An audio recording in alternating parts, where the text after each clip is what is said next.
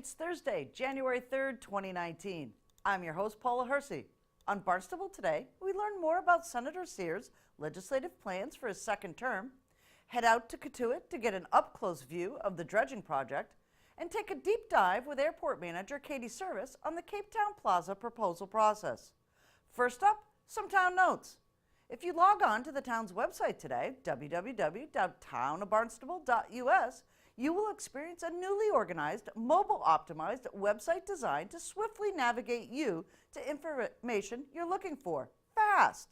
Right at the top of the page, a scrolling marquee will announce important messages, and the quick links section is designed to get you to all the town departments, employment opportunities, financial budget documents, pay a tax bills, online, find a department, or join a committee, all at your fingertips. Scroll a bit and all the important roadwork updates, new regulations, and town press releases are under in the news. One of Channel 18's favorite features is the meeting calendar. Click a date and all of the meetings scheduled for that day and their agendas magically appear. You can even watch meetings on demand or live at the links for Channel 18. The remainder of the front page has all the resources and links you need to do business, find a school, check out a program at the Senior Center here in the town of Barnstable. Check it out. Let us know if we missed something. Senator Cyr is excited to be back for a second term on Beacon Hill and wants to know what's important to you.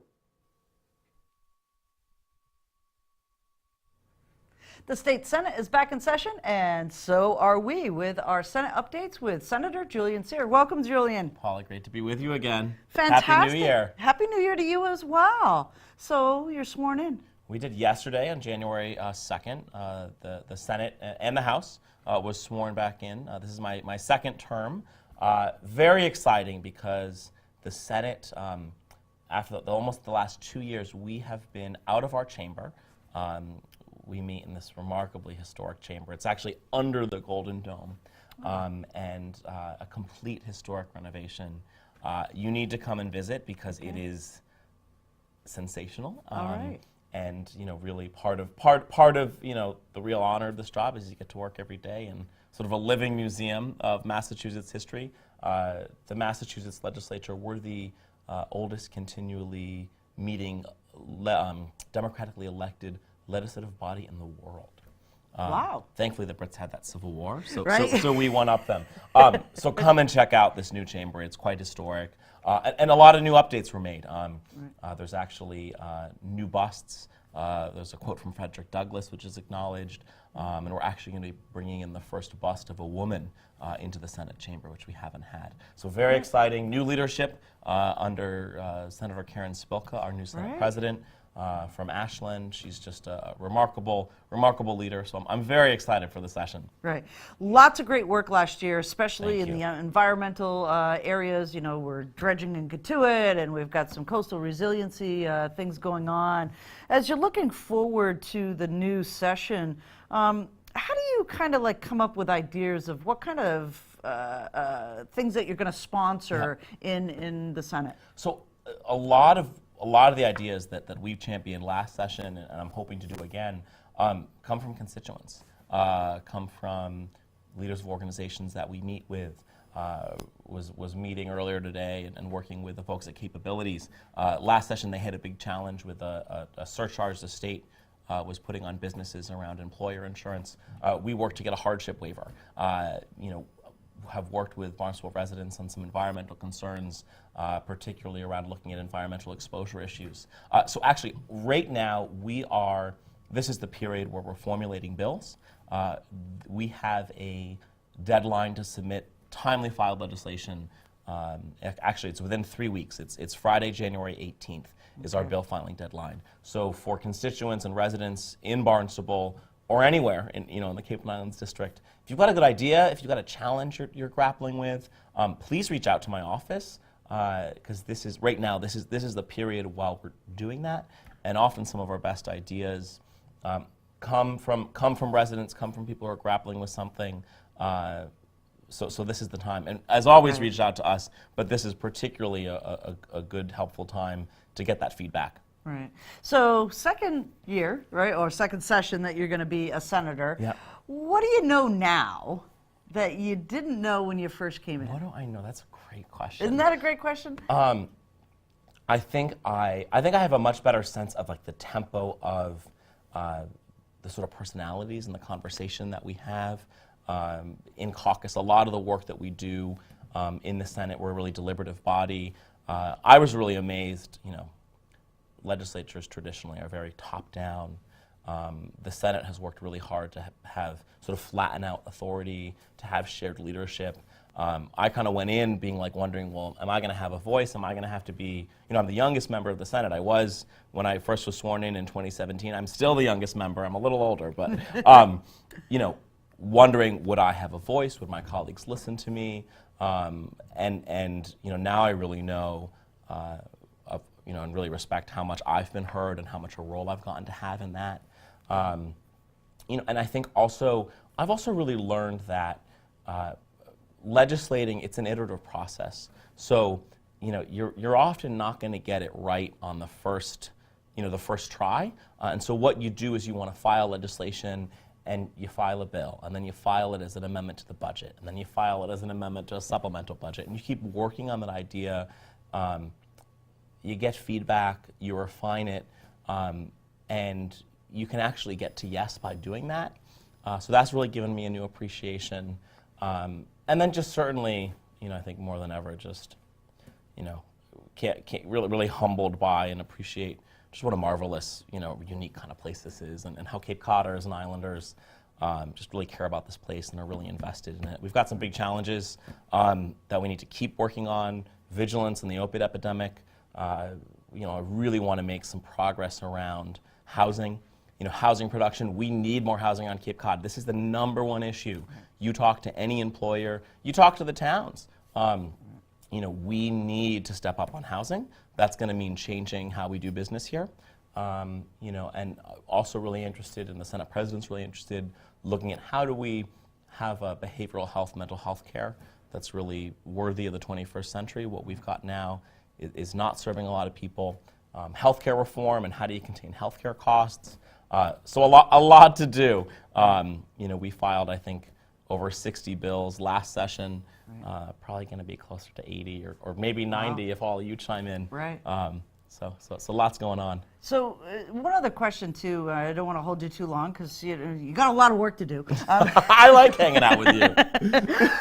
But there's this point where you get committee assignments, Yep. and how important are those to a particular region when your senator gets on a committee that's really has something to do with the region? So committee appointments are crucial.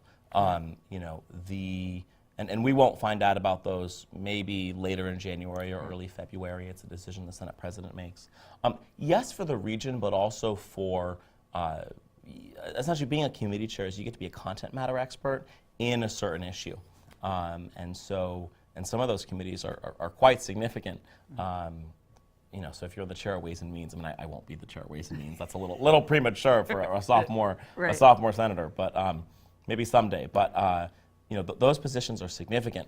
What's great about the Senate, and if you're in the majority party in the Senate, every member of the Democratic caucus chairs at least one committee. Actually, some of us chair two. So you really get to stake out and really sink your teeth into an issue. And so whether it's transportation, you bring the lens of the challenges we have, with the bridges or the ferries. When it comes to healthcare reform and public health, the challenges we have with the opiate epidemic here, or healthcare costs. I was talking about capabilities earlier today. Their health insurance plan, the cost for their plan to provide health insurance went up $700,000 from last year to this year, right? We got to get a handle on that. So that's where the committee assignments are really important. But I find it's more about you're able to really drill down on an issue and bring your region's perspective to it. All right. So January 18th is the Yes. deadline for soliciting ideas. How do people do that? So just call my office. Reach out to my office. You can Okay. call. It's the number is 617-722-1570, or you can email me directly at julian.cyr@masenate.gov. You can also visit senatorcyr.com, and there's a form folks can fill out. So you got an idea, you got a challenge, you got something that's working well that can be improved. reach out, let us know, and we'll work on it. Fantastic. Great. Get to work. I will. Thanks, Happy New Julian. Year, Paula. Great You to be too. with you. Money from the Baker administration this past summer and a shovel-ready project makes an overdue dredging project come to life in Cotuit. We caught up with town engineer Griffin Boyden, overlooking the progress in the bay. So this is the barge right here. Right in the front, you can see the blue kind of gear sticking up. There's it's a large auger, so to speak, and that's chewing away at the actual material, and then it gets sucked in and pumped through. It's called hydraulic dredging because there's water is what is the means to actually move the material. So the material moves through the pipeline. It's about 80% water and 20% material, and then you can actually faintly see over on the island, over near the equipment, there's a pipeline that comes up and over into the island, and we've dug a dewatering pit there, which basically the water and the sediment go into. It allows the sediment to drain out, to settle out, and then the water just moves through the pit to minimize the turbidity coming out of it, turbidity being solids and being able to see through the water. So basically the idea is to get all the solids to settle out before it gets back into the environment. Once the material gets into the dewatering pit, it settles out. They take the material out, they're stockpiling it, and that's why you see mounds over there.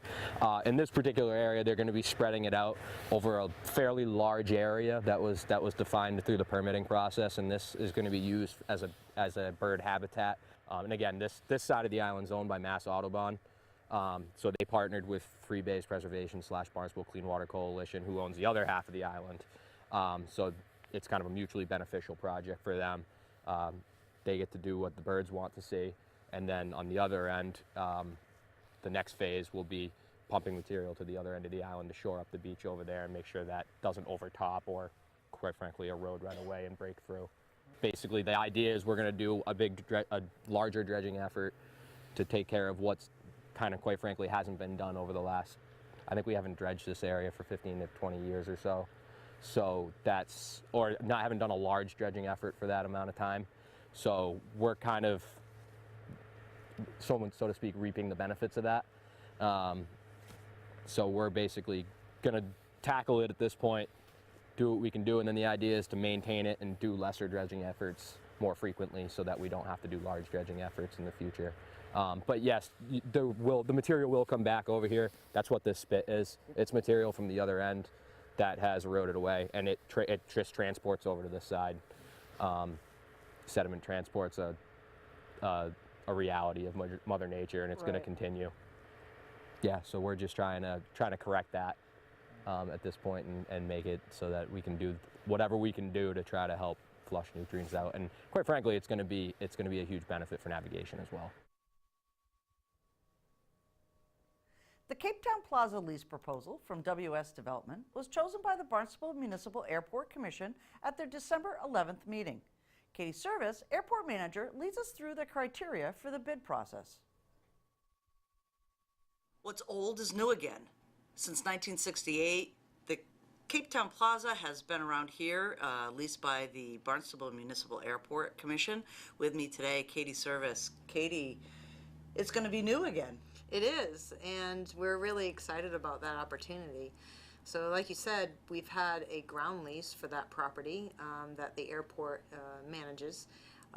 That back in the 40s, the property was given to the airport by the military. It was given to the town as long as it stayed within airport management. So yes, since 1968, we've had a plaza there. The existing lease expires in 2024. We all know that the retail market has changed dramatically. So the town, the airport, town council, we all wanted to see what opportunity we had for that plaza and to really take a look at what developers could offer at that plaza and give it a new, fresh look. Right, so there was a process that mostly all processes through municipalities go through, which is a request for proposal. You had two returned to you. Tell us just briefly how that process works. Sure. So the request for proposal was done through the Chief Procurement Office in the town of Barnstable. The Chief Procurement Officer selected a committee of 7 people to evaluate the proposals that were received. So we received a proposal from W&S Development and Wilder Corporation, or Wilder O'Connor Partners. So what happened is basically the proposals that were received were sent off to the 7-member evaluation committee that was made up of airport members, it was airport staff, commission members, town members, folks from the planning and development department, from legal, from the procurement department, as well as finance department. They were part of the evaluation team. And we all individually looked at the proposals. Then we met at the beginning of November and talked about what we liked, what we didn't like, what our thoughts were on each proposal. And then we invited both companies, both firms, to come down for formal interviews at the end of November. So really during that time, it gave us the opportunity to get to know what their thoughts were on the proposal, what their thoughts were for potential development of the site, and to ask questions that maybe weren't addressed in the proposals themselves. So it really gave us an idea and a flavor of what each company would offer. One of the things that I will say is both companies are very strong companies, and that made it somewhat difficult for the evaluation committee. I'm glad we had 2 proposals that came in, but it made it difficult for the evaluation committee because both have proven track records of development of parcels that they've done throughout Massachusetts or throughout the country, where they've renovated an existing shopping mall, or they started a new plaza from scratch that really looks at how retail is handled today in today's market. And so they both had very good approaches. They've both provided very good proposals on what could potentially happen at each site, where it's a mixed-use site. Both looked at identifying with a very much of a Cape Cod feel and a village feel. They both really looked at our community to say, what are the needs here for the community, but also, what are the needs for retail today? Retail is very different. Many people buy online. They do their shopping much differently than what we did in the 80s and the 90s. So their proposals looked at a mixed-use opportunity where they would have a mix of possibly restaurants and retail and small shop retail and local retail and open green space where you can have concerts on the green, or you could have some type of entertainment. So when mom, dad, and the kids come to, the shopping plaza, somebody can be shopping and somebody else can be with the kids, and it's more of an experience. And they both identified with that. One of the biggest things that really put WS development a little bit higher as we were evaluating them was the first thing that they came out and said was they wanted to work with Love Live Local. They really wanted to work with local partnerships, local entrepreneurs that really spoke to that community feel of the Cape and really spoke to our desires and need to work with our own community on the Cape and continue that work. So that really struck a chord with all of us. That was something that was very well received by the entire committee. The other piece of it is WNS Development really highlighted the fact that once they establish themselves in a particular development at a particular property, they hold on to it. It's a very family atmosphere for them to hold on to their development, to maintain their relationships with the community, and for the most part, most of their properties, they have maintained their holdings, and they've remained in control. So we really liked that aspect of it. The other piece of it was that the airport had an appraisal done of the property to see what is the value of that property, both if it were to be sold, which the airport would never do. We'd like to keep hold of our properties so that we have diversification of our revenue, so it's not all aviation centric.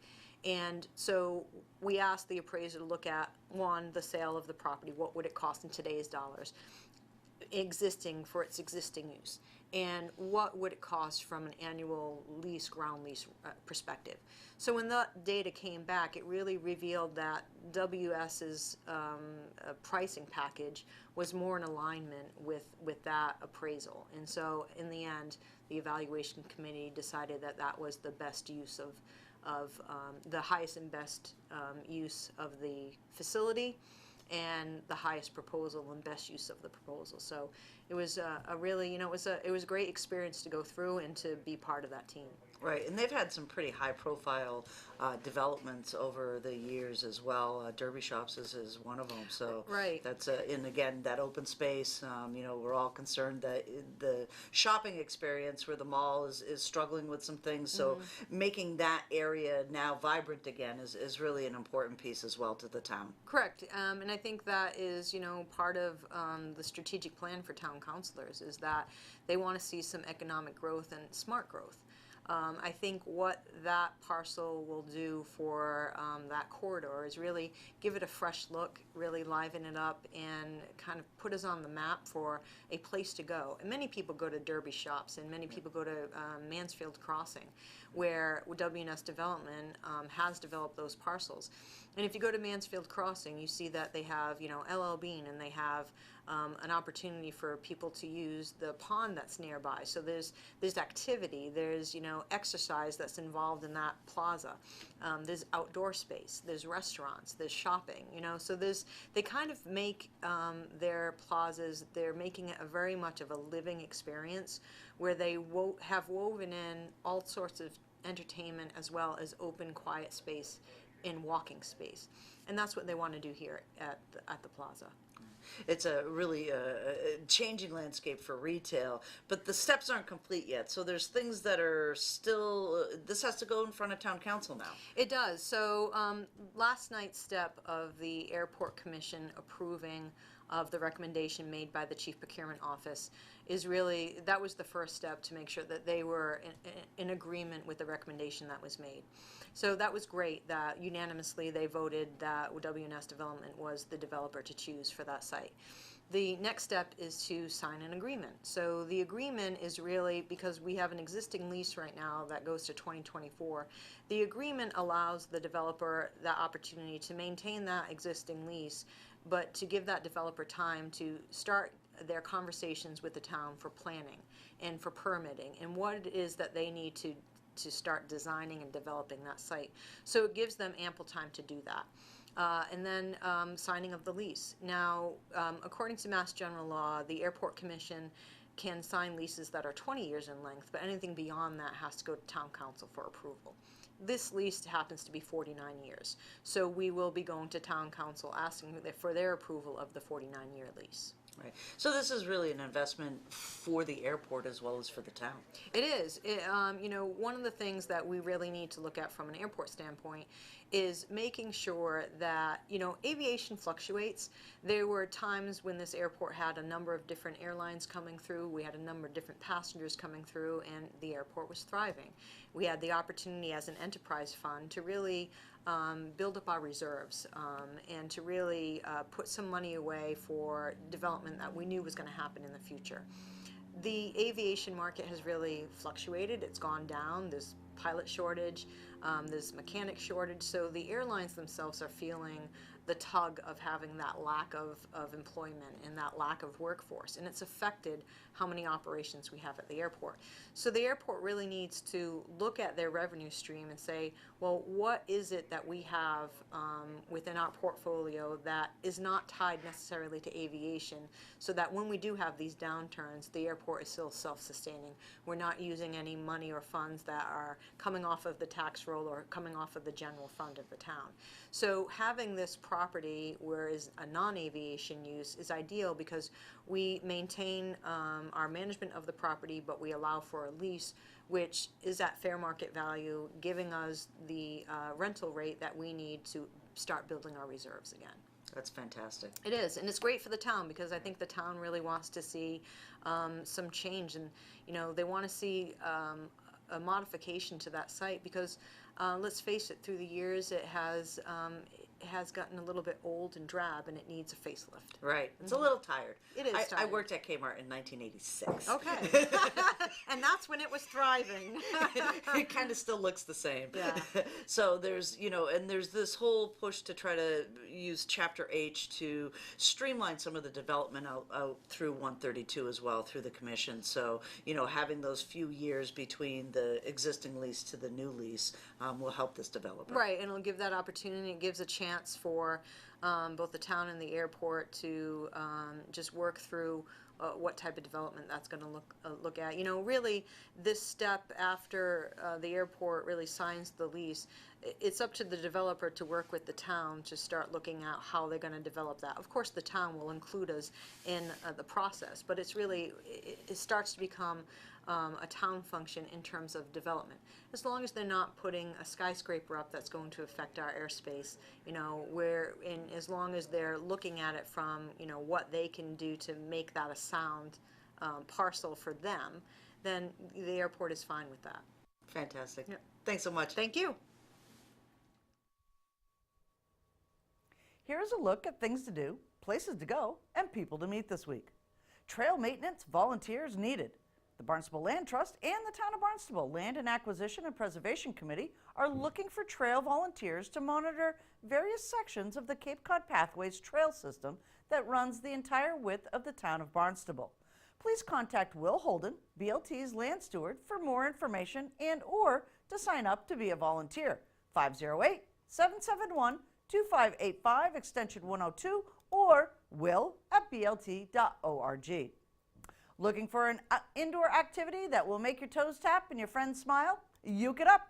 Beginner and advanced beginner ukulele classes begin next Monday, January 10th. Call the Senior Center at 508-862-4750 to register. And a meeting reminder, Town Council tonight, 7 p.m., second floor hearing room, Town Hall. Comments, suggestions, accolades, connect with us on Facebook and Instagram, email us, or send us an old-fashioned note by carrier pigeon. Channel 18 works for you. I'm Paula Hersey, and thank you for watching Barnstable Today.